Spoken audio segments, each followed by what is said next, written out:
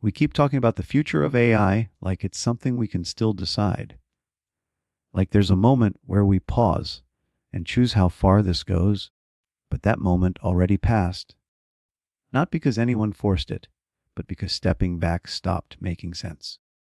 There's always someone who says, I just won't use it. And that sounds reasonable until you realize what that actually means.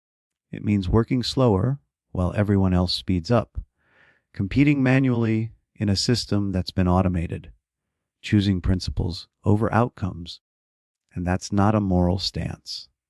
It's a disadvantage because adoption doesn't spread through belief, it spreads through pressure. The moment something works better, not using it stops being a choice.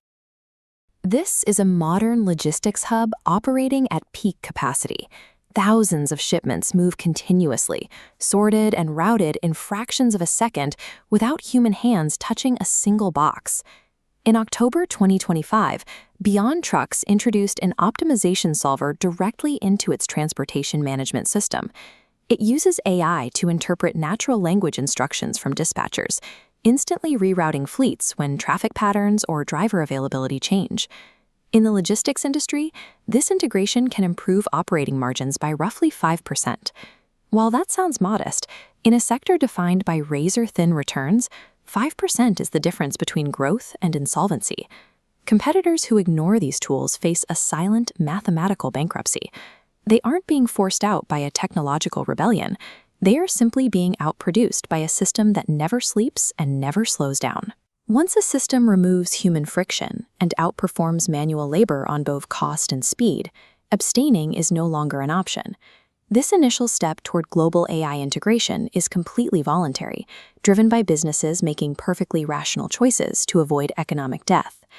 This localized efficiency quickly replicates across the macroeconomy, moving from shipping hubs into trading floors, law firms, and corporate boardrooms.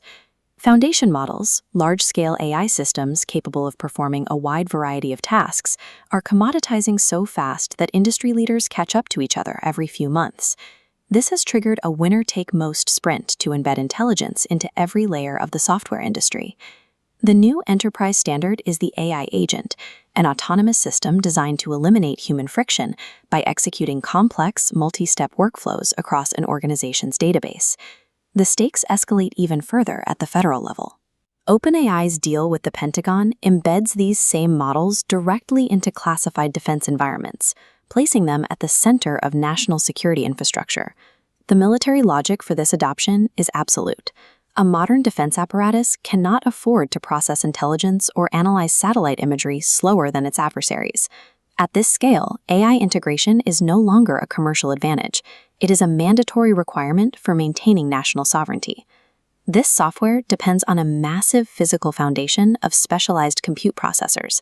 These chips are the only hardware capable of handling the trillions of calculations required to maintain the system. This chart tracks the resulting surge in electricity demand. The International Energy Agency projects that by 2030, global data center consumption will reach 945 terawatt-hours. A terawatt-hour is a unit of energy equal to outputting 1 trillion watts for 1 hour. That demand is equivalent to the entire annual electricity consumption of Japan. In the United States, data centers are projected to drive nearly half of all growth in electricity demand over the next 5 years. Because AI systems require constant, 24/7 baseload power, the market is being forced to restart dormant fossil fuel plants to keep the processors running. Global energy grids are being rewired and fossil fuel reserves burned simply to calculate an automated replacement for the world being consumed to feed them. In this fully automated port, shipping containers move in perfect synchronization without a single human worker in sight. As optimization reaches peak efficiency, we arrive at the Zoo Manifesto principle. The system begins to process human beings, with our slow reaction times and unpredictable needs, as cognitive noise that must be filtered out to maintain performance. The Rand Corporation describes this as a loss of control scenario. When decision-making is delegated to AI in high-speed environments, human oversight eventually becomes mathematically incapable of keeping pace with the algorithm. Once these systems manage the power grids and financial markets, isolating them becomes impossible. Shutting down a rogue system would cause catastrophic collateral damage, effectively destabilizing civilization itself. This is a smooth, silent transition of agency. We are witnessing the slow outsourcing of human choice to a series of optimization loops. This trap was built by choice, engineered through an insatiable desire for convenience and profit.